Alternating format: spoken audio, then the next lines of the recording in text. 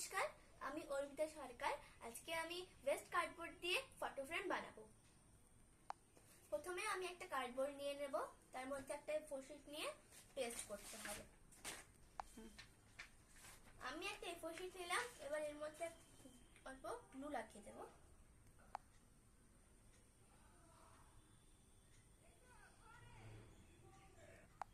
এবার আমি এভাবে পেস্ট করে নেব কার্ডবোর্ডের উপরে এ4 শিটটাকে এইভাবে। এইভাবে আমি 3টে কার্ডবোর্ডকে এ4 শিট দিয়ে কভার করেছি। আমি 3টের মধ্যে 3 রকমের ড্রয়িং করে নিব।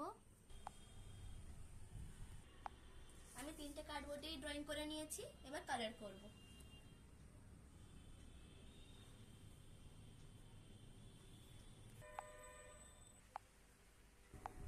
এই যে আমি এই কার্ডবোর্ডের উপরে এরকম একটা ড্রয়িং করে নিয়েছি, এবার ওই দুটোতেও করে নেব এইরকম একই টাইম।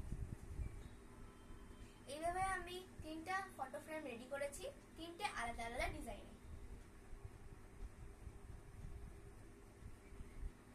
চলুন দেখি এবার এগুলোকে ওয়ালে লাগিয়ে কেমন লাগে। আপনারাও দেখুন, আমিও দেখি না।